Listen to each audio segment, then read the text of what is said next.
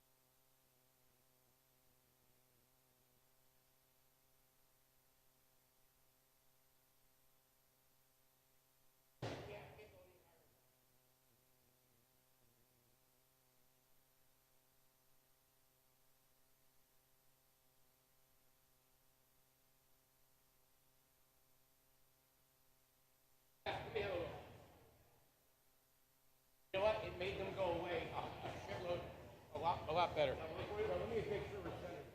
Yeah, you know what, Mickey, they went away. See what I mean? The shadows went away. Yep. It's better for right.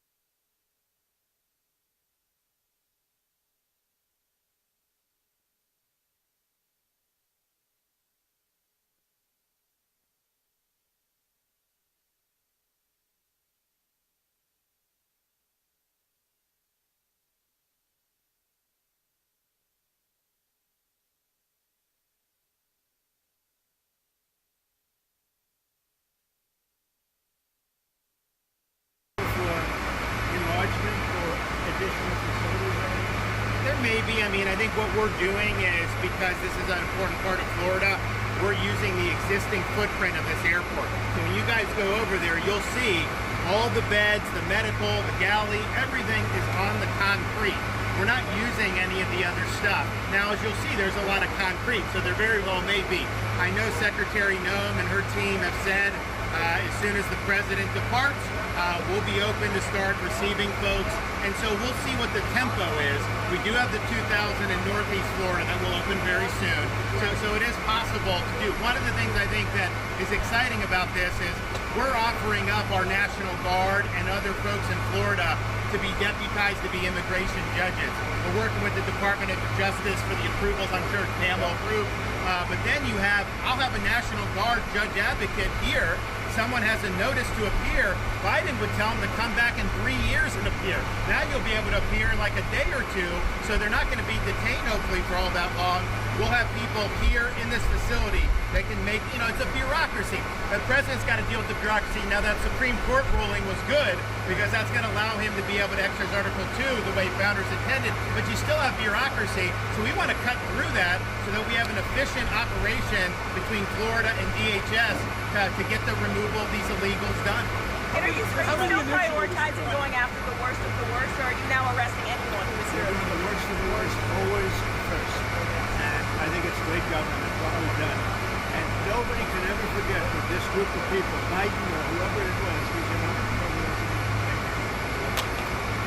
Biden, whoever it was, what this group of people, a small group that circled the Resolute desk, what they did to this country. Think of it, what your time, all the time you have to waste through this. It's an unforced error. We had no problem with this. There was never anything.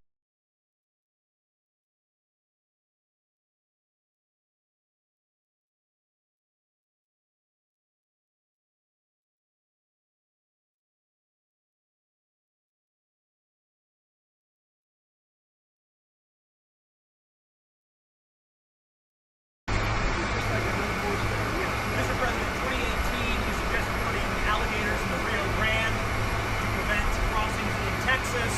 Is this a dream come true for you, sir? I was thinking about that, I must say. It was meant more as a joke, but the more I thought of it, and they were seriously, they were actually crocodiles. They were crocodiles from Africa. They are a step beyond. But no, that was really meant as a joke, but a lot of people liked it. A lot of people think we should do it. The Senate, it appears, is about to vote on I your hear we're doing beautiful well, bill. Ron. I hear we're doing well. Are you confident this can get I done don't by the know. 4th of July? What does confident mean when you're like, when you have one vote and you have 100 people going to vote? I think so. I think it's going to be the greatest bill ever passed, even for you, as an example. Tremendous amount of homeland security. Oh, tremendous amount. It's going to keep the border secure, because, we have it secure now. But we need to build more wall. I built almost 600 miles of wall. We need more wall. And all of that's covered in this bill. This bill is amazing for everybody. It's an amazing bill for Florida, too. Really great. You've heard the concerns about the Medicaid, though, Mr. No, President. we're not going to be playing with that. An estimated 11.8 million Americans who lose their The coverage. Are you Democrats have breaking it your wrong. promise? Waste, fraud, and abuse. In fact, if you look at what's gone on, we've gone way back. We take care of Medicaid, we take care of Medicare. They will blow Medicare and Medicaid because they have no idea what they're doing. Just like they don't have any idea what they did on the border, they have no idea. Medicaid is in big trouble with the Democrats. So you can promise anyone who loses their health care coverage that is because of waste, fraud, and abuse? Waste, fraud, only waste, fraud, and abuse, which is what everybody Mr. President, what would you do if Russia authorizes Texas? We'll see what happens. I'm watching it very closely. Prime Minister Netanyahu's visit next week. What are you hoping to get out of that? Do you think there'll be any Well, it's going to be a very quick celebration. Great hit. It was a obliteration. And now it turns out it wasn't. They demean CNN mostly in the New York Times, fake New York Times. They demean these great soldiers. They went over there 17 hours flying, and they hit bullseye after bullseye after bullseye. It all blew up. Everybody saw it. Then they get back, and CNN said, well, they did okay, but maybe it wasn't, it was beyond obliteration. They can't. Nobody can even get down there. The tunnels are busted. Everything fell into the well. It was a total and complete obliteration, and we should celebrate these heroes. And what I'm doing is I'm bringing them on. We're bringing them to Florida or to the White House. I gave you a choice. I think I can take the White House. Mr. President, there's going to be a new bill called Make American Elections Great Again, forcing the U.S. Census Bureau to redo the census to actually get an account of how many Americans, proof of citizenship, are in our area, in our country, redistricting some of the House districts. Your thoughts on that? Well, I'll speak for both of us. You like this. I know all about it. We want to bring our elections back. The election in 2020 was rigged, millions and millions of votes. It had to do with COVID and other stuff. It really had to do with their crooked people. The Democrats are very good at cheating the election. And that's why I said too big to win. They tried this one too. But after about 9:02, they gave up too big to rig. Ron would love it. I would love it. Christie would love it. That's what they have to do. They have to bring it back. And we have to look, Ron, they include anybody that happens to be in your state. California would lose like 5 seats if they did a fair census. And even beyond that, the Biden census gypped Florida of at least 1 seat. We only got 1 seat in the last census. Are you trying to tell me that Florida only had 1 seat in that? We should have had at least 2. Texas should have had another one. That could be the difference in the House of Representatives in the majority. So I would love for them to redo the census for 26. My legislature will redistrict those lines. We'll get it to where it's fair. But as it's right now, this country is not fairly apportioned. I've got so many more millions of people in Florida that have representation because of that flawed census. Mr. President, I think it's going to do very well. A lot of people are excited. It's captivating. Everybody wants it. It's going to get in. It's going to pass. We're going to be very happy. Elon Musk is ripping into this bill again. Are you concerned the Republicans are going to be swayed by Musk and his money? No, I don't think so. I think what's going to happen is Doge is going to look at Musk. And if Doge looks at Musk with the same fortune. Thank you very much, everybody. I don't think you should be playing that game. Thank you, Mr. President. Thank you very much, everybody. Thank you for having me.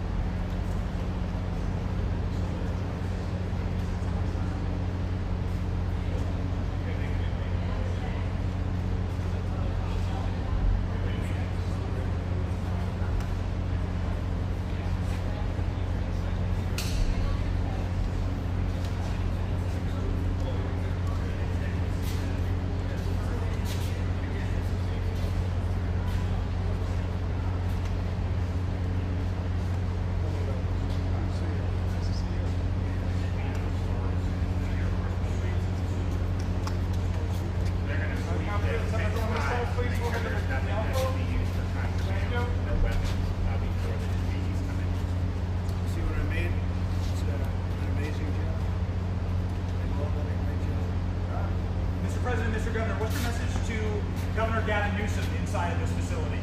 Well, the first thing you should do is come here and learn something, because they don't do this. They don't know. They wouldn't know where to begin, and if they did, it would cost them 100 times more. So I would say he should call the governor and Christie, and I'm sure you'd give him because his state is a disaster, and he doesn't do this. Well, they have the original Alcatraz, so you guys could approve him being able to set one of these up over there. I'm sure the secretary would be happy to do that and provide some. My sense is he's probably not going to bite on that, but I don't know that they'd be able to come in at cost because they tried to do this high-speed rail. They spent like $150 billion, no tracks. We've got a privately funded rail in Florida from Miami to Orlando, cost the taxpayer $0, and it's very successful. So just a much different approach between states. Hey, Mr. President, when's the first person checking in this beautiful Alcatraz? It'll cost 100 times more than that. Now, he ought to come here and study this because he could learn a lot. When's the first person checking into the room, sir? Tomorrow. Hopefully tomorrow, within the next 24 They have the hours. doctors, they have all the professionals. There's going to be a security sweep because there have been civilians here, so they will sweep this multiple times to make sure there's nothing can be used as weapons or any contraband. And then once that's cleared, then they'll do. So it's really up to Secretary. I know has got people in the queue, and so they'll be ready to receive. I think our viewers at home should note that this is air-conditioned facility, so if any of the news claims they're keeping them out in the hot, humid South Florida, that is wrong. It's probably 62 degrees in here, or 72. Hey, Biden wanted me in here. Okay, he wanted me. It didn't work out that way, but he wanted me in here. Mr. President, what's your expectation what this will do for the speed and force of deportations? Well, a lot of things, and they're both telling me that these people come in here, they want to go home, and they want to go home, so we immediately send them home. Where it's appropriate. Now, if somebody's a real killer, we don't send them anywhere. We put them in maximum security. Look, what we inherited from this guy, this incompetent man, and his administration, which wasn't incompetent, it was radical left, lunatic, communist, whatever you want to say. I know most of them. What we inherited should never, ever be forgotten. What they've made us do. This is all because of an open border policy where 25 million people flowed in. From all over the world, from prisons, from all over the world they flowed in. For no reason whatsoever. We had, when I left, we had a very powerful border. We had no problem.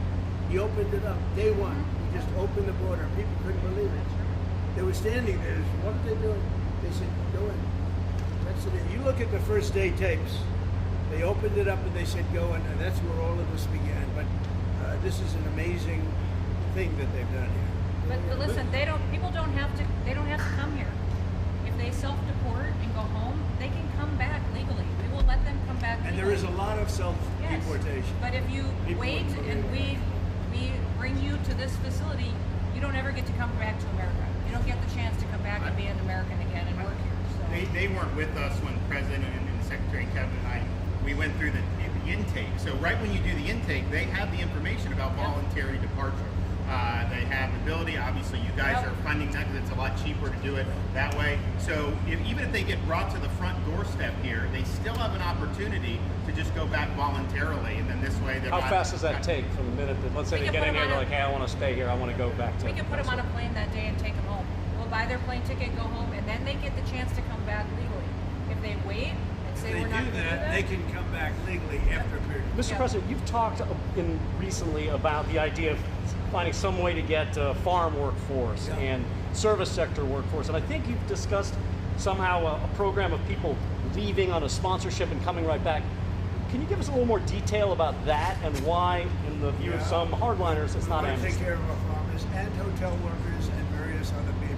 We're working on it right now, and Ron's going to be involved, and you're involved already. So we have a lot of cases where ICE will go into a farm, and these are guys working there for 10, 15 years, no problem. The farmers know them. We're going to put, it's called farmer responsibility or owner responsibility, where they're going to be largely responsible for these people. And they know these people. They've worked on the farms for 15 years, and all of a sudden so I have a great, Ron does, Christie does, we have a great feeling for the farmer and for others in the same position. And we're going to give them responsibility for people. And we're going to have a system of signing them up so they don't have to go. They can be here legally. They can pay taxes and everything else. They're not getting citizenship, but they get other things. And the farmers need them to do the work. Without those people, you're not going to be able to President, you and the governor tangled pretty hard in the 2024 election. And you stand here now. I didn't notice. Yeah, you stand here now as partners on this effort. How would you describe the relationship, and what future does Governor would say it's DeSantis a have? 10. Excuse me? I think it's a 10. Maybe 9-9, because there might be a couple of little wounds. So maybe it's 9. I think we have a 10. Do you think his wife should run for governor? We get along great. Should Casey DeSantis run for governor? The thing about it is, I endorsed him immediately in January 2024. I raised one of his PACs millions and millions of dollars, and obviously we saved him a lot of money in Florida because Florida was a deep red state. He didn't even have to do a rally in Florida, whereas 2016 and 20, this was like ground zero. And so we've been really happy to do that, and then we've worked very well on this and other issues with Florida. And you can call him at any time, and he wants to be helpful for governors. I mean, I can tell you that. We did Hurricane Helene last year. You didn't hear from the president at the time then, but with President Trump, we know immediately. You just make the phone call. Can we ask a Gaza follow-up question? I'm sorry, like another thing you inherited. How firm are you going to be with Netanyahu about ending the war in Gaza? Very full. But he wants it to. I will tell you. He's coming here next week. He wants to end it too. We had a tremendous success with Iran. They weren't happy. Somebody said, when are you going to sign? I said, sign? They are so bummed out. Did you see the report issued this morning? The place was decimated. It'll be years before anybody even gets down there. So that's not a priority, but we'll have a report and we'll have whatever we want. We'll get from whatever we want from Iran. And I think, and I hope they want to have a good record. They have massive sanctions right now, biting sanctions.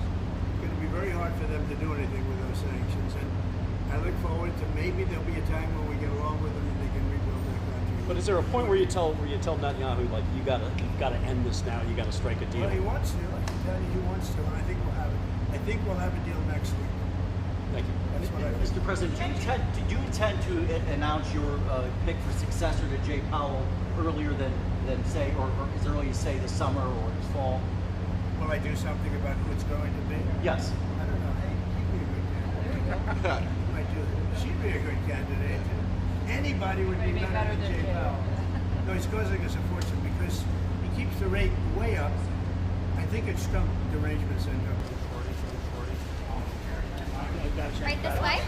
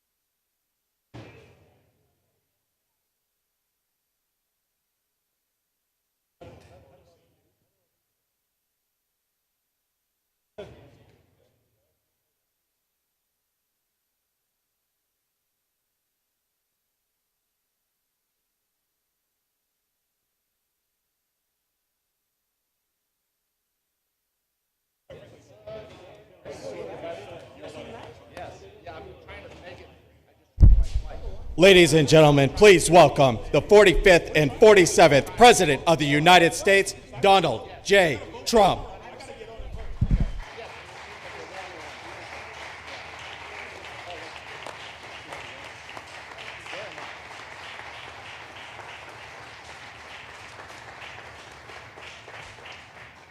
Thank you very much. They've done a fantastic job. Even the microphone works well. That's good. Wow. Well, I'd like to just thank everybody for the incredible job they've done. I love the state. As you know, Ron and I have had a really great relationship for a long time. We had a little off period for a couple of days, but it didn't last long. It didn't last long, and a lot of respect for each other. And it's a great honor to be deep in Florida, the Florida Everglades, to open America's newest migrant detention center. It's incredibly built, and you're seeing that yourself. That's why I said, let the press join us on our walk so they can see what's happening. It's known as Alligator Alcatraz, which is very appropriate because I looked outside and that's not a place I want to go hiking anytime soon. But very soon this facility will house some of the most menacing migrants, some of the most vicious people on the planet. We're surrounded by miles of treacherous swampland, and the only way out is really deportation. And a lot of these people are self-deporting back to their country where they came from. Quite a few. We're amazed at actually the number. We took the FEMA money that Joe Biden allocated to pay for the free luxury hotel rooms, where he's paying hundreds of millions of dollars in New York City. And we used it to build this project, and Ron, was just a little fraction of that money. The money they spent on that project, I happen to know the real estate developer. He's a very, he never really made that much, but he became very wealthy. With luxury, he didn't do well. With people that are not exactly luxury, he's made a fortune. I want to thank Florida Governor Ron DeSantis and Secretary of Homeland Security Kristi Noem, and Florida Attorney General James Uthmeier. Where is James?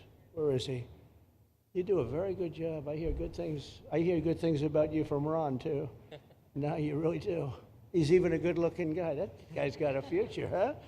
Good job, James. I hear you did really, really fantastic. Worked hard. You're like in the construction business for a few days, right? Huh? Congratulations. For all the hard work and to make this facility possible. It's amazing.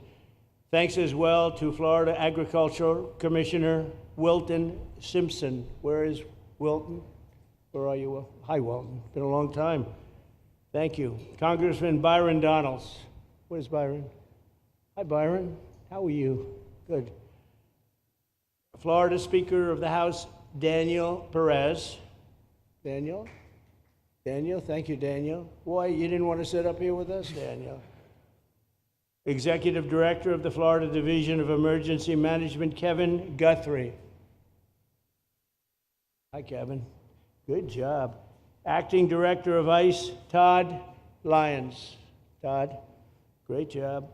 And Senator Joe Gruters. He is a great guy. Where is Joe? We love Joe. Thank you, very much. Thank you. Thank you, Joe. Joe is great. With the help of those incredible Border Patrol agents, we now have the lowest level of daily border crossings ever recorded. As you know, last month, the month of May, just got released 2 days ago, the number of illegal aliens into the United States was zero. Zero. Even I find that hard to believe. Somebody must have gotten it, I think. I don't know, but they say zero. And the people that count them are radical left Democrats. So when a radical left Democrat tells me it's zero, I believe him. But there's still much work to do. In the 4 years before I took office, Joe Biden allowed 21 million people, that's a minimum, I think it was much higher than that, illegal aliens to invade our country. He invaded our country just like a military would invade. It's tougher because they don't wear uniforms. You don't know who they are. More than the populations of New York City, Los Angeles, Chicago, Houston, Phoenix, and Philadelphia combined. That's what came into our country from prisons, from mental institutions, from street gangs, drug dealers. It's disgusting. This enormous country-destroying invasion has swamped communities nationwide with massive crime, crippling costs, and burdens far beyond what any nation could withstand. No nation could withstand what we did. And we're in the process of doing it, but we have some great people doing it now, and you see them up here with me. But it's, I'd call it like an unforced era. It's sort of like men and women sports. It's sort of like transgender for everybody. How could they have done this to our country? And we're never going to forget it. Last year, 15% of all the hotel rooms in New York City were used to house illegal aliens at costs that they never got for luxury. They never got this much for luxury people coming in from the wealthiest places on earth.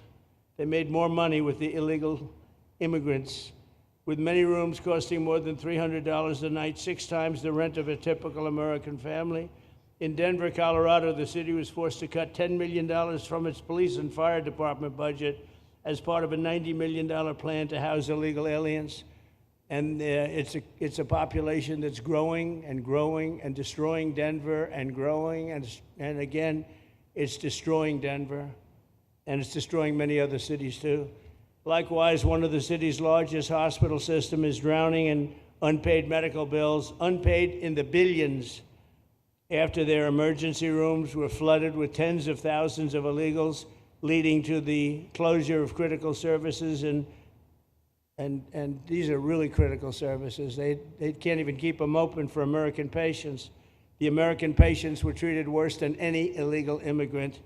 In Los Angeles, 1 in every 4 students in the public school system is from a household headed by an illegal, and most of them don't speak English, so they're in a school system, and they don't have interpreters, they don't have anything, they don't speak English. What a mess, what a mess. Unforced error, all these people allowed to come in. The United States is now spending $78 billion a year on translation. Okay, think of that, $78 billion a year on translation, and smaller numbers on special education programs for non-English speakers in our public schools. So $78 billion, I think that's not a mistake. I would say $1 million maybe, hundreds of thousands of dollars, $78 billion, Joe, on translators and non-English speaking work. Federal government, the Justice Department, it's more than twice the cost of maintaining the United States Justice Department, what we're spending on translation and other things to help. In total, the average illegal alien costs American taxpayers an estimated $70,000. That's each, $70,000. I think that number is even low. If you care about balancing the budget, the single most impactful step we can take is to fully reverse the Biden migration invasion. One of the worst invasions we've ever had. We've never had an invasion like this. We've had invasions, but we've taken care of them. We've never had an invasion like this, and it's with us. And we have some very bad people out there looking to do big harm. That's why the One Big Beautiful Bill includes funding for 3,000 new Border Patrol officers and 10,000 new ICE agents. And I've gotten to know the Border Patrol and ICE very well. Unlike Kamala, she was the border czar, but she never saw the border. She never made one phone call. She was some border czar. She would have been some president. Probably would have been slightly better than Biden, though. I had to run against both of them, you know? The one guy, it's like a fighter. You knock out the one guy who's doing badly, then they put somebody else in, but fortunately she was a stiff also. Otherwise, I would have been very angry. I would have been extremely angry. The heroes of ICE will also help round up and remove members of the savage drug cartels which are coming back into our country. And we got them out. Now some of them came back in. We just got them out again, and that's going to be a vicious cycle. But these are foreign gangs. They're horrendous people, killers, that have infiltrated our territory, including 8 which we have designated as foreign terrorist organizations, which gives us a lot more power for speed and getting them out much easier. And we had a great court victory, as you know, on Friday that allows us to do what we have to do from the Supreme Court of the United States. In 5 months, my administration has already arrested over 2,700 members of the murderous Venezuelan gang known as Tren de Aragua, including a pack of these sadistic animals arrested last month with over 280 guns, and these are guns of the latest caliber. These are guns that were made over the last period of less than a year, getting brand new guns. the latest and the greatest. Every day, our brave law enforcement officers are hunting down and deporting migrant criminals who have committed heinous crimes, including more than 13,000 murderers. 11,888 to be exact, but I'd probably say the 13,000 is right also. Think of it, 11,888, and more than half of them, they committed more than one murder. So, Ron, many of them are out of here already, but it's still it's a hell of a number to be confronted with. Just this year, ICE agents in Miami have apprehended illegals with arrests for murder, kidnapping, rape, child sexual abuse, and arson, people of the worst order. We're getting these monsters out of the United States, out of Florida, out of all the places that they're in. And on January 20th, I signed an executive order empowering governors and state police to be deputized to enforce federal immigration laws, and Ron's already taken advantage of it. It's a tremendous advantage for the states. Most of them are doing it. Actually, the blue states tend not to do it. Even a couple of them have, though.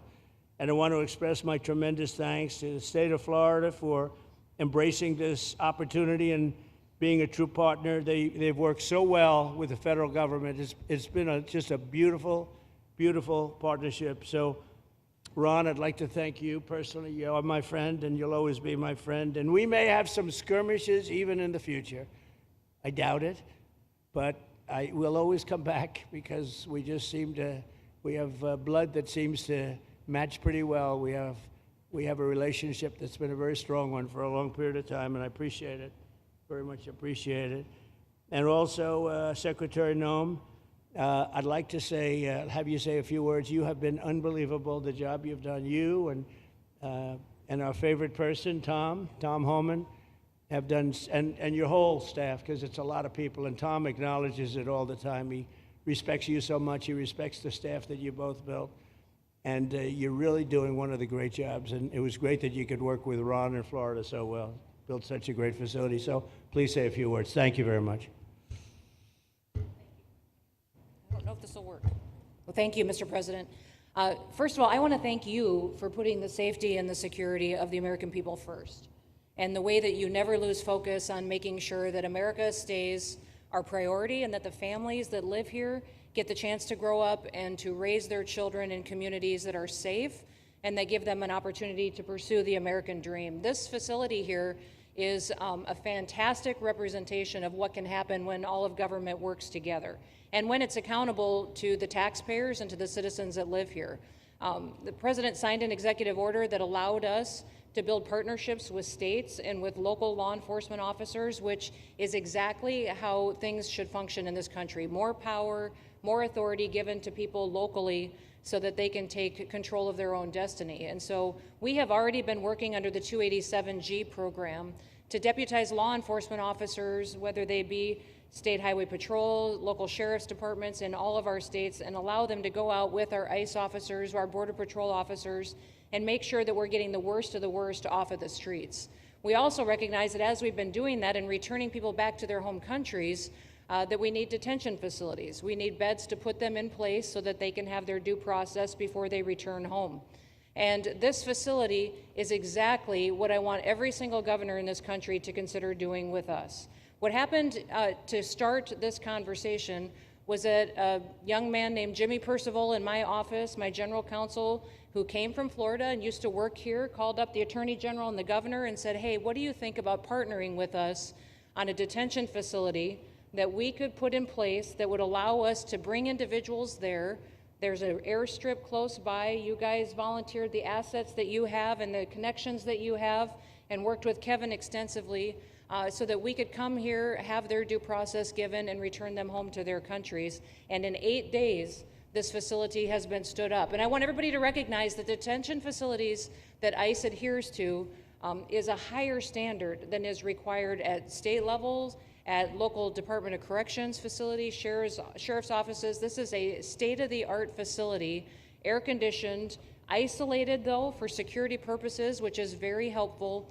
And I appreciate so many people being willing to work together to make a project like this happen. Right here on this location, we'll have about 3,000 beds. Other location will have another 2,000 beds that will allow us to bring individuals across the country that we are bringing in and incarcerating for violating our laws, and immediately get them out of the country as soon as we possibly can. It's exactly what we need to be perpetuating in other states. And what I would say is, I want all of you to notice these flyers that we've got, is that everybody who sees these flyers or anybody who sees these news clips should know you can still go home on your own.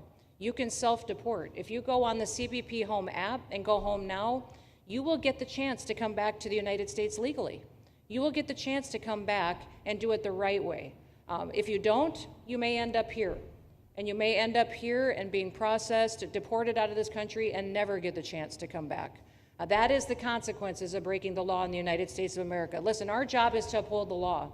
This is a country of laws. We have a border now, and because we have a president that cares and recognizes that we need to be a nation of borders and a nation that upholds the law.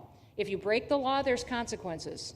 We will deport you, and you will never get to be a United States citizen. You'll never even get to come back here and work and to pursue the American dream. But if you decide you want to go home now, go home, and we'll help facilitate it. We'll buy your plane ticket. We'll get you there. In fact, I just got back from Panama, Costa Rica, Guatemala, Honduras. Those countries are excited to get their citizens home. They're setting up programs to loan them money to buy houses when they get there, help them with food assistance, get their children educated, scholarships. They want their citizens that are living here in the United States illegally to come home and to be a part of their economy and help their countries grow. So this is a win-win for everyone, and I just want to end, Mr. President, by thanking our law enforcement officers, by thanking our ICE officers and our Border Patrol officers for what they do every day. They are out on the streets, and violence against them has increased over 500% since Trump has gone back into the White House, because he's upholding the law and because a bunch of liberals, socialists, and Marxists are out there lying about what President Trump is doing. President Trump is upholding freedom by what he is doing. The freedom to live safely in this country and to do things legally and to have justice. And because those liberals, and I'm calling out you, CNN, I'm calling you out because you lie every single day about what these operations are. We are going after murderers and rapists and traffickers and drug dealers and getting them off the streets and getting them out of this country because Joe Biden let the worst of the worst come in here. The other day I was talking to some marshals that have been partnering with ICE.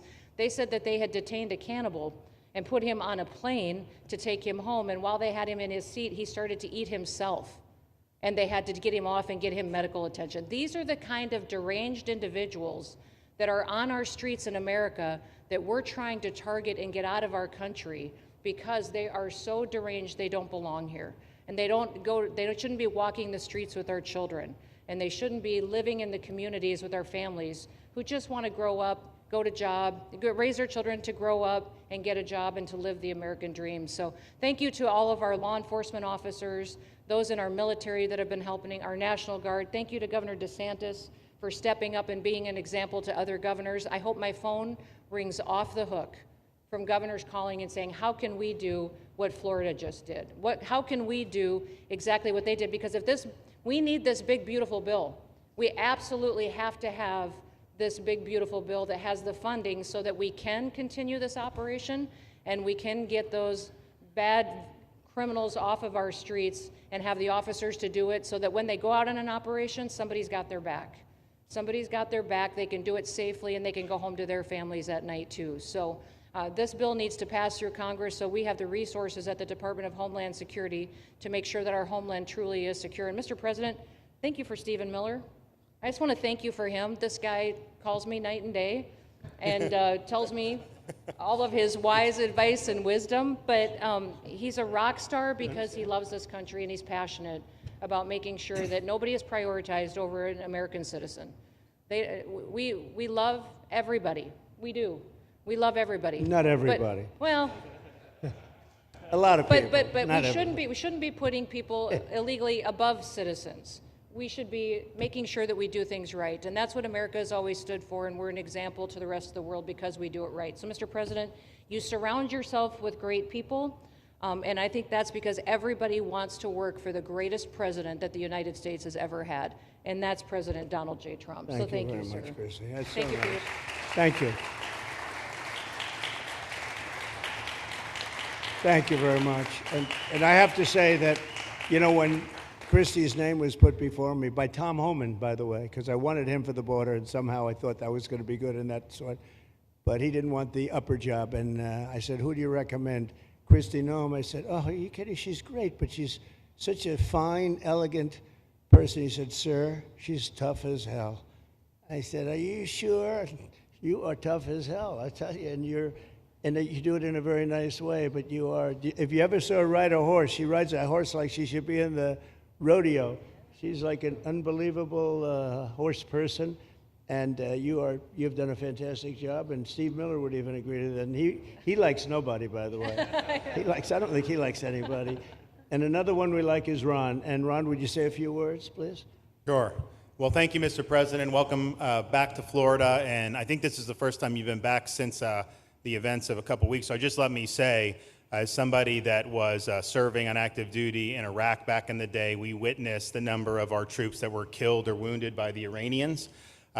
We know that they're a militant Islamic regime that was hell-bent on getting nuclear weapons, and under Joe Biden, they were about to get nuclear weapons. And because of your strong actions, those dreams and those ambitions have been reduced to rubble.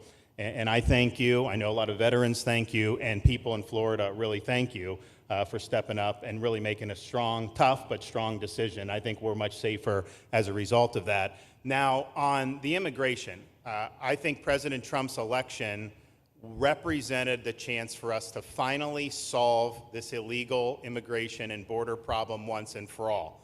I knew he was going to do the border, although he did it very quickly and very thoroughly. I think that no one can say that that's been anything but a spectacular success. But then we have the issue of Biden let in how many millions of people? And you had millions that had been in over decades previous to that. You can't have a country if you don't have respect for the rule of law. You can't have a country if foreigners get to decide who comes in. No, we the American people make that decision, who's allowed or not allowed to come into our country. We've seen Europe be overrun by open borders, so we're not going to let that happen here. So when President got elected, I knew that the states had an important role to play in facilitating this really, really historic mission.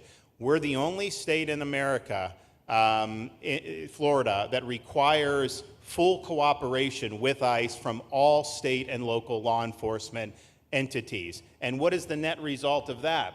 We have these agreements for these 287G task force with sheriff's departments, police departments, state agencies, and it's really instrumental in rounding up a lot of really bad people who shouldn't be here. If you look at the number of those full-blown 287G agreements that have been executed around the country, the state of Florida accounts for 60% of those. If you look at the number of immigration arrests of illegal aliens on any given day, the arrests happening in Florida constitute between 15 and 20%. Nationwide. So we're all in on this because we understand how important it is to our citizens. It crowds schools, it crowds medical, it crowds housing. Yes, you have illegal alien crime as well, and people want the problem solved. And the only way we're going to solve it is if states like Florida step up and help the president, help Secretary Noem get the job done. Now, this facility here was really in response to us working with DHS and ICE from the time the president got sworn in. And the number one thing they kept coming back to was, you know, Biden decimated the agency. I mean, let's just be clear. You could have illegals in Florida. Biden would just release them. Even when they had notices or they had orders to be removed, Biden wouldn't send them back. So their interior enforcement collapsed under Biden. So they're building it back up. But they're like, we need detention space in order to be able to bring about more deportations. And so what we have here can hold 3,000 now. We have 2,000 facility up at Camp Blanding that we're going to be open, which is our National Guard site. But think about what you have here. They come here, say they already or been ordered to be deported. You drive them 2,000 feet to the runway, and then they're gone. It's a one-stop shop. And this airport that's been here for a long time is the perfectly secure location. It's going to make a big difference. And let me just thank everyone who was involved. We got the call from DHS a little bit more than a week ago, and here we are 8 days later with this facility open, and as soon as Air Force One departs, it'll be swept, and it'll be open for business to be able to do. But our goal here is to process them and be able to effectuate their return to their home country. This is the opposite of what they were doing in New York by just putting them up in a hotel and then just letting them stay there indefinitely. No, we want to be able to send back. And when you walk into the processing, the President and I, Secretary Noem, Kevin Guthrie, walk through that initial intake, the first thing you see is information on how to go home on your own. Why would you want to come through Alligator Alcatraz if you can just go home on your own? I think a lot of people are going to make that decision. So you're going to have a lot of deportations that are going to be done by the administration, but I think you're going to have a lot of voluntary as well. So this is a force multiplier for the President's efforts. I would just say and echo what Secretary Noem says. There is no reason why other states can't be doing it. And I know Louisiana, Texas, a couple of them, but we've got if only the red states did this, they would be able to expand their capacity by tens of thousands, maybe 50, 100,000 on a given day. That's how you really start to make a difference. And so we're proud to be able to partner with the Trump administration on that. Mr. President, thanks for coming down. I think you highlighting this is going to move the needle in a big way throughout the country, and I think it's going to help all of us achieve the really big results that I think our voters want to see. Thank you, Ron. Great job. Thank you. Thanks, Ron. Thank you, Mr. President, for the opportunity. My name is Kevin Guthrie. I'm the Executive Director of the Florida Division of Emergency Management. And I'd also like to thank President Trump and the Department of Homeland Security Secretary Noem for joining us here today and for their continued support. I want to thank first by thanking the man to my right, and that's Governor Ron DeSantis, whose bold leadership and swift action made this project possible. Make no mistake, this facility would not be standing here without the President, the Secretary, and the Governor's vision and determination to uphold the rule of law. Florida is and will always be a law and order state. Even before the President took office, the Governor made it clear that illegal immigration would not be tolerated in the state of Florida. When the President and the Secretary asked Florida to help, the Governor empowered our state and private partners to work collaboratively and deliver real results on a rapid timeline. The Florida Division of Emergency Management is best known for leading the nation in hurricane response and other natural disasters. We understand how to act fast without bureaucracy in the face of any emergency. Our teams built roads in 8 hours, bridges in 3 days, base camps in 72 hours, and full causeways in 2 weeks.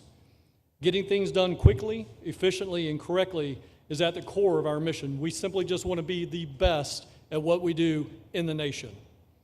When the Governor called me, and we answered, and we were proud to bring our logistical expertise to the table.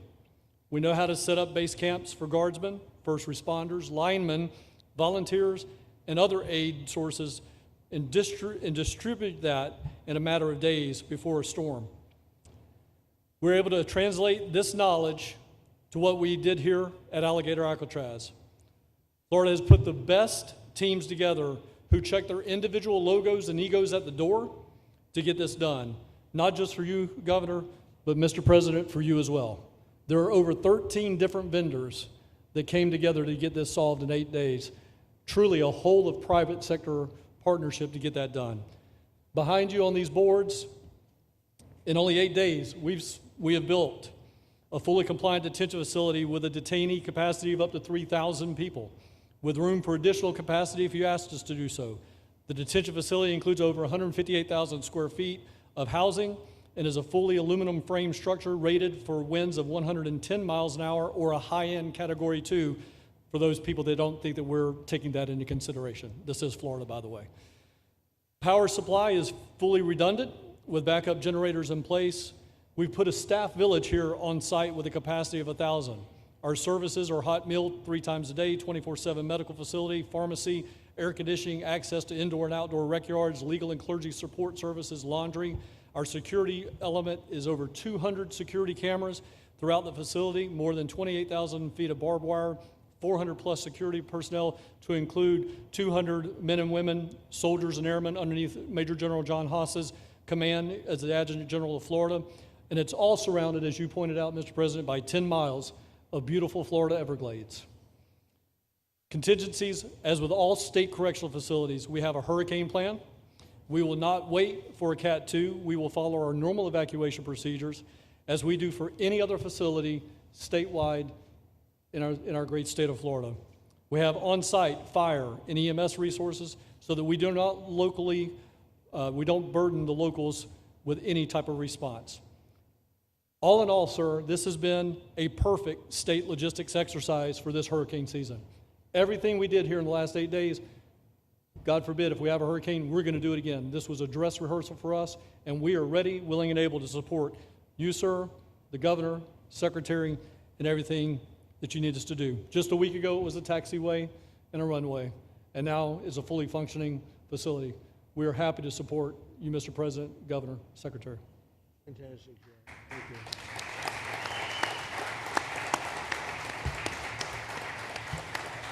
Byron, please.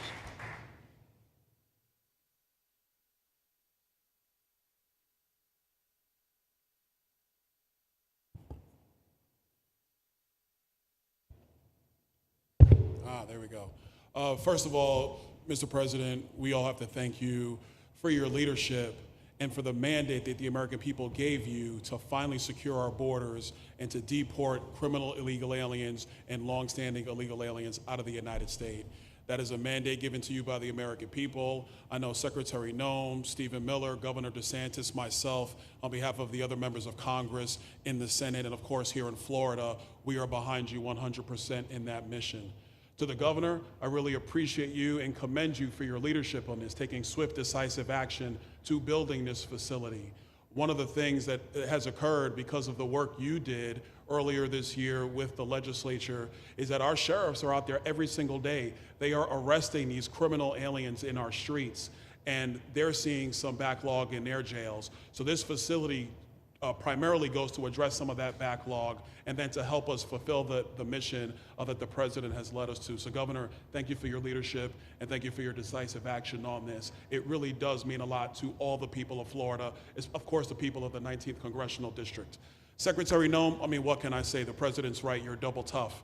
So we appreciate all your leadership. You and Tom Homan have been doing a great job. And I'm actually going back to DC after this because we have to vote on one big, beautiful bill in the House. We have to get that to the president's desk so we can get you the resources that you need to fulfill the mission that the American people have asked us to do.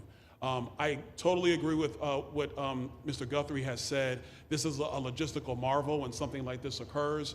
We've seen Florida Department of Emergency Management answer the bell time and time again. The governor has said we need to accomplish this, and DEM gets that job done. And we had a side conversation about, I know there were some concerns. People were like, well, what happens if a hurricane comes? What happens if this happens? And I looked at Kevin Guthrie and I said, you already have a plan, don't you? And he goes, of course we have a plan. You know that we do. This is what Florida does, Mr. President, and so I want to commend you for your leadership and your vision on this. Governor, thank you for all that you've done with your vision and determination. Secretary Noem, we're going to get the bill done so you get the resources you need. See you, sir. Thank you very much. Oh, thank you. Wow. Thank you. You know, I'm waiting, listening to these wonderful words, and they are music to my ears, but I was also wondering how we're doing, because I know this is prime time. It shows that I care about you, because I'm here, and I probably should be there, but we do care. Thank you very much. James, please. We're all happy now, James. Yeah. Well, I can speak on behalf of all of our sheriffs, state law enforcement, our police chiefs. We are going to continue to make arrests, our pedals to the metal, as many as we can. We want to fill this place up. The governor and Kevin have shown they can build bridges in 3 days, so why not some detention facilities? Hopefully there's more to come. And you really kind of were the inspiration for this. We like the idea of reopening the original Alcatraz. I don't know if that can happen or not, but we thought, hey, we've got our own natural Alcatraz in the middle of the Everglades. Great runway, great perimeter, so let's make it happen. In Florida, we walk the walk, and we will deliver for all of you. Thank you. Well, I heard you were responsible for the locational pick, and you cannot have picked a better location. I said, whoever the hell made this choice, I know you take it a little heat from some environmental groups, but I take it all the time, and that's an honor. But I heard you were very responsible for that choice, and that was a big choice. Thank you very much. Great job, James. Thank you. You want to finish over here, and then we'll go over here. go back and celebrate the big, beautiful bill that you just got passed. You sure that's right, Brian? Yeah, all right. Wow, good. He's doing a good job. Right. Wow. Mr. President, first of all, I just want to say how grateful we are that you're back here in your home state of Florida. You've been doing an amazing job, not only at our border, but around the world, keeping this country safe and Americans. We are grateful for your leadership. God had a plan for us, and it was Donald Trump. So thank you for that. As a member of the Immigration Board and as the Commissioner of Agriculture of this state, I've been happy to help lead with the governor and the rest of the cabinet on this issue. We're very proud Secretary Noem's here today and others to represent not only the United States in our efforts to make this commitment to keep our citizens safe, but we're going to continue in Florida to remove the barriers to have your vision come true of a safe United States.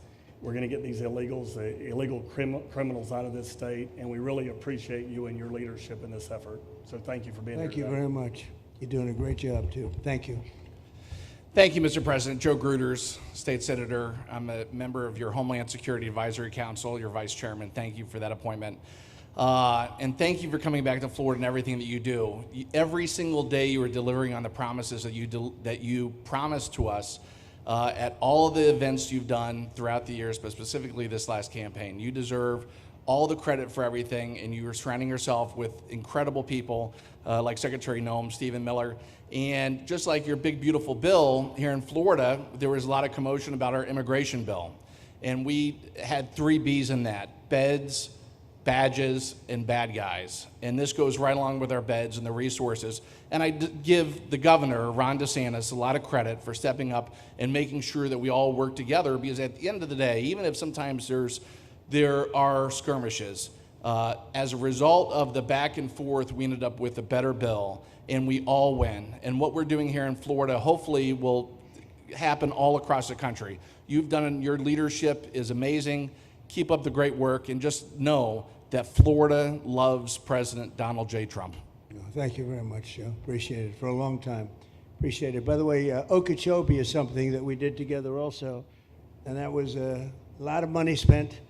I hope it was well spent. I know we did a Rolls-Royce job, but it's a lot of money that we spent out there together. And how is it going? You can delegate that to us, because we move faster than the Army Corps. Good. So we will finish that reservoir. Good. If you delegate it to us, I'll get it done and much quicker. Oh, I would do that. Yeah. I'll tell you, let me ask myself permission. Permission granted. Go ahead, get the thing, get it complete. You want to do that? All right, we're gonna go talk to the Army Corps Yeah. then after this. Good. You can move faster, actually. Please. No, sir, just first on behalf of the men and women of ICE, we just want to thank you for allowing us to do our job again. You know, your vision and under Secretary Noem's leadership, this is what the American people want. And I hope that you see great results of what we're doing out there every day of getting the worst of the worst out of our communities. Because of you and Secretary Noem, I have the privilege to lead one of the most premier and the finest law enforcement agencies that we do have in the United States. And the men and women of HSI and ERO Miami do incredible work like you highlighted. And with the governor in the state of Florida, the partnership in Florida has been amazing. The 287G program is only going to help us to identify all those known gotaways and get the worst of the worst out of the neighborhoods. And through our Homeland Security Task Force, we are going to make America safe again. So thank you very much to both you and the Secretary. Thank you, Todd. Great job. Really great job you're doing. Thank you. Please. Good morning, Mr. President. Thank you so much for coming. Again, as Garrett Ripp, I'm the Field Office Director for ICRO here for the Miami Field Office. Incredible collaborative work we've been doing together, working with the state, working with our local partners. And again, just the 287G is going to open up that aperture and allow us to get those bad hombres off the street and get them into this facility. And we're looking forward to it. And again, just appreciate all your support. Thank you. Always thank you. You've always been so great. Thank you very much. Please. Good afternoon, Mr. President. On behalf of Air Marine Operations, my name is Andres Blanco. I'm the Executive Director for Southeast Region. AMO continues to execute and support your executive orders. Air Marine Operations brings a unique capability both in the air and the maritime domains. And in partnership with our Border Patrol, OFO officers, and ERO, We continue to conduct effective operations both interior, along the border, and along the maritime approaches. Thank you very much. Good job. Good afternoon, Mr. President. Jose Figueroa. I am the acting special agent in charge for Homeland Security investigations here in South Florida, and our office covers from Key West to Fort Pierce. Tremendous collaboration here with the state and our federal partners. HSI is conducting criminal investigations into TDA, MS-13s that are involved in human smuggling, sex trafficking of minors, and we will continue that effort with your support. Governor DeSantis, thank you very much for this facility. Looking forward to continue the great work. Thank you. Thank you very much. Steve, would you like to say something? Our star. Thank you, Mr. President. I just want to say on a personal note, getting to watch what you've done over the last 5 months to deliver on a 50-year hope and dream of the American people to secure the border. When President Trump came into office on January 20th, the United States had endured the largest wave of illegal immigration in human history. Not just American history, human history. And within just a few days, President Trump, through his strength, leadership, diplomacy, and vision, achieved the most secure border anyone in the world has ever seen. When we recently went overseas to the NATO summit, I had senior staff in foreign governments come up to me and ask me how he achieved the Trump miracle on his border and could that be replicated in their countries. For individuals who don't work in this space, to have 0 successful illegal entries in an entire month should be an impossible achievement. There's a 2,000-mile border with one of the poorest countries in the world, and you have open travel from 150 countries into Central America and South America.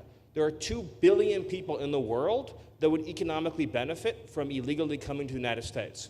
And through the deployment of the military, through the deployment of novel legal and diplomatic tools, through the building of physical infrastructure, through the empowering of ICE and Border Patrol, and the entire federal law enforcement apparatus, President Trump achieved absolute border security. And now, once this legislation is passed, he will be able to make that with those resources permanent.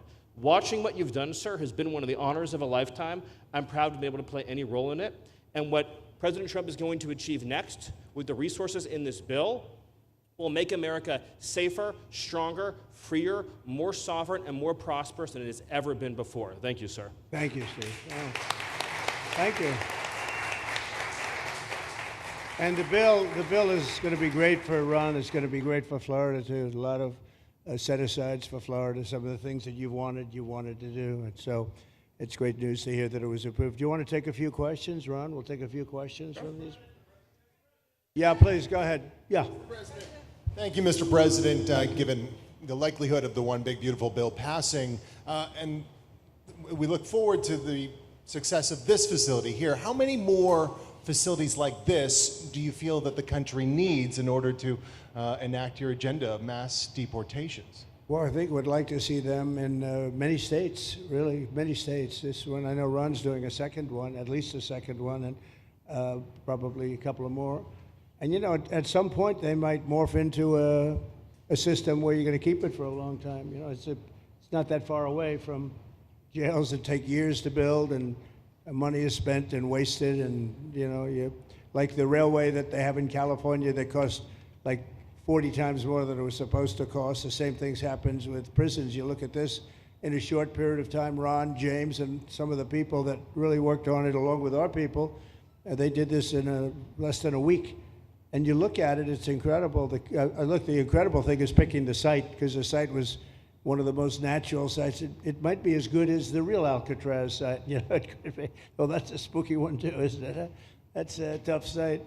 But so I think it could last as long as they want to have it. I mean, you may morph this into, you know, your prison system, frankly, which I know you always need, unfortunately.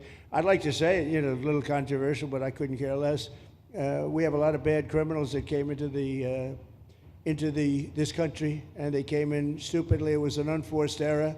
It was an incompetent president that allowed it to happen. It was an auto pen maybe that allowed it to happen, and it did happen. But we also have a lot of bad people that have been here for a long time, people that whack people over the head with a baseball bat from behind when they're not looking and kill them, people that knife you when you're walking down the street. They're not new to our country. They're old to our country. Many of them were born in our country. I think we ought to get them the hell out of here too. You want to know the truth. So maybe that'll be the next job that we'll work on together.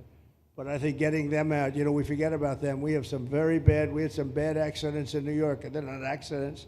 They were done very much on purpose. People being pushed into a subway just before it arrives, going 40 miles an hour, and they're 10 feet away from where the thing is, to get pushed right into the face of the subway train, get whacked and killed. And these are sick people. I'd like to get them out of here too. Yeah, please, go ahead. White shirt, glasses. Julio Rosas, Blaze Media, sir. A couple months ago, I ran into former DHS Secretary Mayorkas, and I asked him a couple questions about his disastrous handling of the border. He didn't like my questions.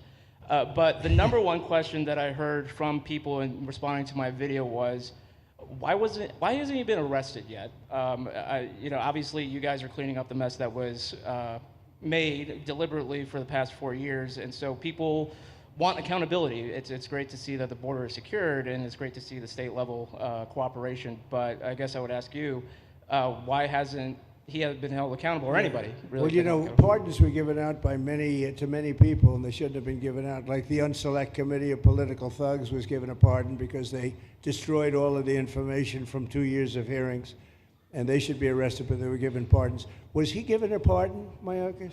Was he not? I don't believe so. Well, sir. I'd take a look at that one, because what he did is it's beyond incompetence. Something had to be done. Now, with that being said, he took orders from other people, and he was really doing the orders. And you could say he was very loyal to them, because it must have been very hard for him to stand up and sit up and talk about what he allowed to happen to this country and be serious about it. So he was given orders. If he wasn't given a pardon, I could see looking at that. In fact, why don't you take a look at it, Kristen? He was impeached, but yeah, it was just a fake impeachment. It was a fake impeachment. Why don't you take a look at it? I think he was so bad. They were all so bad. Look, it was the worst president in the history of our country. We've had some bad ones, but he was the worst president. But somebody told Mayorkas to do that, and he followed orders, but that doesn't necessarily hold him harmless. So take a look at it. Very good question, actually. Thank you. Yeah, please. Go ahead. Mr. President, you and the Secretary have both said that many people have self-deported since you came back into office. Yeah. How many is many, and has the rate gone up? How do you see the tempo of that moving forward going on?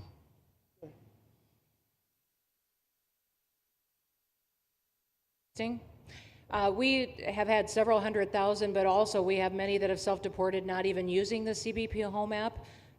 When I have gone to these other countries to negotiate security agreements and information sharing on criminals, who's coming and going into their countries, they report that hundreds of thousands have come home that weren't on our radar, that they are coming home on their own and self-deporting because they want the chance to be able to go back to America someday. So we believe it's over 1 million, possibly more than that. I'm asking all of those countries for their information on what they have of individuals that may have returned home, that they have taking advantage of their programs to help them become a part of their civilization again too. So we know it's over 1 million, but we have to, I'm getting more information and that number will grow. If they don't leave, they never get the chance to come back. If we have to take them out, and we will, they'll go out, but they never get a chance to come back. The other way, we actually make it a little bit easier for them to come back. Okay? Thank you. Good question. Thank you. The bill is now passed in the Senate, but we are already hearing from some Republicans in the House who say they cannot get on board with the changes that were made to the bill in the Senate. What is your message to those holdouts?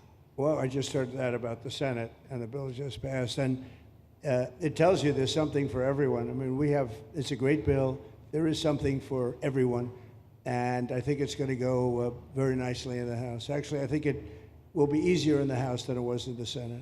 And just to be clear, on the Medicaid cuts, you've promised not to cut Medicaid, said this is all just targeting waste, fraud, and abuse. Are you saying that the estimated 11.8 million people who could lose their health coverage, that is all waste, fraud, and abuse? No, I'm not saying that. I'm saying it's going to be a very much smaller number than that, and that number will be waste, fraud, and abuse. And if you look, they took a much more liberal stance on the Medicaid situation than they could have. They had to They had a tough stance and a weak stance. They took not a very strong stance on that to start off, and it's waste, fraud, and abuse, and everybody wants that covered. What number is that? What analysis are you seeing? I'm not seeing a number, but I know it's much less than the number you gave. And we really were very, very cognizant of three things. Social Security, we're going to take care of it beautifully. Medicare and Medicaid. And we are going to save it, whereas the Democrats are going to, you won't have it. They will destroy Medicare and Medicaid, and they have to because their numbers don't work. So it's not going to happen. They're the ones that have destroyed Medicare. They have made it so bad already, they're going to make it a lot worse. But now we'll be in charge, so we're going to have no problem with Medicaid or Medicare or Social Security. Thank you. Yeah. Claire Gall with Wink News in Fort Myers. What is your direction to ICE when it comes to arresting farm workers here illegally, other workers in industries that are pretty critical to Florida's economy? Yeah. Well, we're very much cognizant of that, and as you know, I won the farmers by 92%, and I'm not going to be abandoning my farmers. We were strong on the borders, but we're also strong for the farmers and for others in the hotel industry, et cetera. You know, we have similar situations, and Christy and I, and we'll be working with Ron and a lot of the states. We're going to work something where the farmers can be responsible for some of the people they have people run for 10, 15 years that they know very well. We're going to put them responsible. And we're going to issue a form of a card or document, and the farmer's going to be responsible for these people. They're not going to have citizenship, but they'll be working, they'll be paying taxes. We need to get our farmers the people they need, otherwise our farmers aren't going to be able to do their land. You know, it was tried once before, many, many years ago, where there was a very strong guy, and he got everybody out, and every farm, almost in the country, but every farm in California, every farm in Iowa, almost all the farms went bankrupt. They had nobody to work, and we don't want to have that situation. So we're going to work it. We're going to put our farmers and others in charge of the people that they have under them. They know the people, and I think it's going to work out really well. We're going to take care of our farmer, but we're going to get the criminals out. Okay? Yeah, go ahead, please. Thank you. Mr. President, how do you respond to critics who fear that a 3,000-bed detention center and the waste that could produce will pollute the surrounding federal protected land, including land that both administrations have invested billions of dollars in restoring? Well, I was one of those that invested billions of dollars and hundreds of millions of dollars right here in the Meadowlands, but in the Everglades, and the Meadowlands too in New York. If you look at what we did up there, speaking of the Meadowlands, a lot of places like this, but this is a very unique one. One thing I'll say about this land, we'll be gone 1,000,000 years and this land is still going to be here. It's not going to be much different. You'll have the water moccasins, you'll have the alligators. You may not have people, but you're going to have all those animals. They're going to be around, and you got plenty of them out here. I think it was a brilliant choice, and I think almost anybody in his or her right mind would say this was a brilliant choice. I give the governor a lot of credit for using this piece of land. And in addition to that, it's on top of something that was already developed. It's an airport. You know, you have the runways, you have so it's already been developed. So it's not like you're dropping dirt right into the thing. There was zero movement of that. That was done many years ago because the airport's very old, but it was an abandoned railroad, an abandoned airport. And frankly, it's like perfect. And you can do expansion on this site substantially without doing anything. So the people, I heard them complaining about the Everglades. There's no, I don't think you've done anything to the Everglades. I think you're just enhancing it. This was already here. How long has the airport been here? Decades. Many decades, yeah. And they have, Kevin, all these guys, you know, have a waste plan, like the wastewater gets trucked out, potable water gets, literally, they have, even our DOT has put things up in case there's any seepage, which we don't. So you are literally doing this on concrete that's already here. So I don't think those are valid and even good faith criticisms, because it's not going to impact the Everglades at all. President's been a champion, we've been a champion, really changed the game in Florida on it. I think it's just people don't want to see illegal immigrants deported, and that's their ideology, and they have a right to that. But illegal immigration's unpopular, so they know that they're going to have less effect trying to do it. So they're going to try, oh, well, no, it's just about the Everglades. But really, I think a lot of those people, they just don't want to see illegals deported. Because if you actually hear, everyone's here, you obviously know there's zero land that's being disturbed.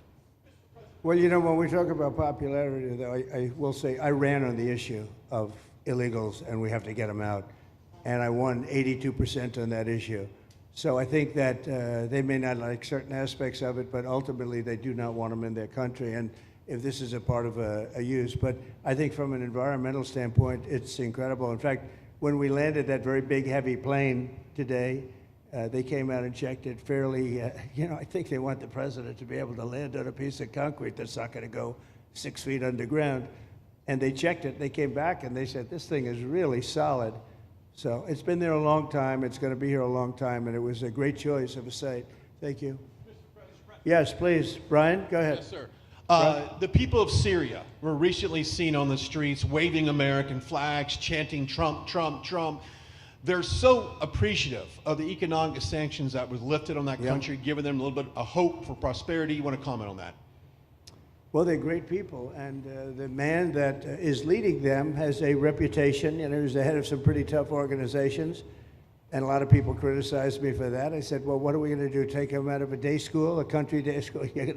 It's going to be, by nature, I would think, Ron, they'll be pretty tough, and he is pretty tough, but I think I met him, spent a lot of time with him, good guy. I took off the sanctions because if I didn't do that, they wouldn't have had a chance.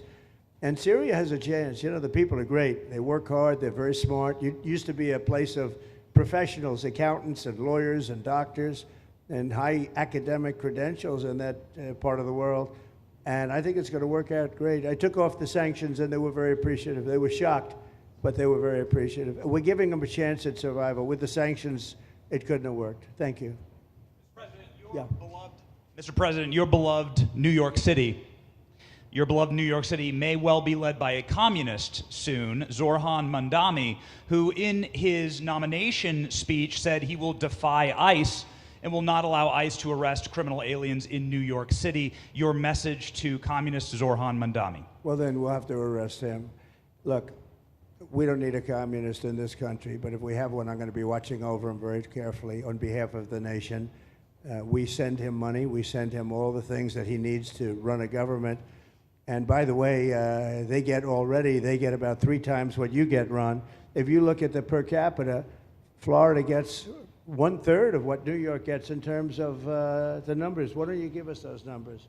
Yeah, well, because that's what we should send him. Yeah, well, like sometimes people say Florida gets more because they count Social Security recipients, but that's not money to the state. Those are seniors that live here. If they moved to North Carolina, you could count it there. So it has no interaction with the state government. They get more in the city and state governments than we get. Right, substantially. We're going to be watching that very carefully, and a lot of people are saying he's here illegally. We're going to look at everything, and ideally. He's going to turn out to be much less than a communist. But right now, he's a communist. That's not a socialist. I've always said, we will not have socialism in this country. In the speeches, I said, well, what? They skipped socialism. And you got a lot of them like that. And you see AOC, she's out there with her, bad IQ. She's out there ranting and raving about how wonderful he is. And look, so far he's winning. He still has a race to win, but so far he's winning, and he has an advantage as a Democrat in New York City. I was there a long time ago, and it was a long time since a Republican won the city, but you would think that a Republican would be able to win. Or you have a good independent running, Mayor Adams, who's a very good person.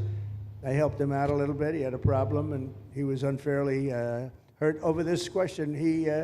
He made a statement to the effect that this is terrible. New York City can't have all these immigrants come in, and like he was indicted the following day. And I said, that was a phony indictment, and it was a phony indictment. That was a Biden indictment. I said, don't feel bad. I got indicted 5 times every time you opened your mouth. That was a bad group. That was a very dangerous group, I will tell you. These were not nice people. That was the only thing they could do. They had no policy. They had no skill. They had no anything. But they were very good at that. They were vicious, vicious, horrible people. Thank you very much. Yeah, please, go ahead. Anna Giratelli with Washington Examiner. Governor DeSantis has proposed using National Guard, deputizing them as immigration judges to get through this massive backlog of people in the immigration court. Would you be open to that? Yes, he has my approval. Okay. That wasn't too hard to get, was it, Ron? He didn't even have to ask me, James. You didn't even need James to ask me. He has my approval, okay? Good. I also like what he's doing in Okeechobee. He has my approval for that, too. I don't know how we work that out, but we'll work it out. We'll follow up. Go ahead. Please. President Trump, Jake Stofan with Action News Jax from up in Jacksonville. There's some talk about a facility similar to this up in Camp Blanding. Has that been approved by DHS? If not, what's the timeline? When could we see ground break on that? Well, I'll ask Ron or James to talk about it. Do you want to mention it, James? The overarching plan, I think the secretary has said she supports the whole plan, so you guys are going to keep going. Yeah. So, Mr. President, just specifically, the response for proposals is out for that today. It closes, I can't even remember what day of the week it is, but it closes on Wednesday at 5 o'clock. Then we will do notice to proceed. So I would say right after our wonderful Independence Day, we will be starting construction there at that facility. You're going to have another big runway there, too. That's great. Wow. Boy, I love these runways. It's very convenient, I must say. Having a runway is a nice thing. Today, you don't get runways approved. I will tell you, it's tough to get a runway. Although in the age of Trump, you get them approved fast. We're approving massive electrical bins, whether you call them bins, but big electrical facilities for all of the factories and the AI that's coming in. They're going to build their own electric. They're going to be really. They're going to be made into electrical providers. They're going to have a lot left over. They'll put it into the grid. I think they're going to end up doing so much. They'll put it into the grid. Won't even cost anything from their standpoint. So we have a lot of that happening. We get approvals fast. But I was just saying, runways are hard to get, but we'll get them now. But in the past, I would say over the past 30, 40 years, when you can get a runway, that was considered gold. Okay, please, go ahead. Go ahead. Sure.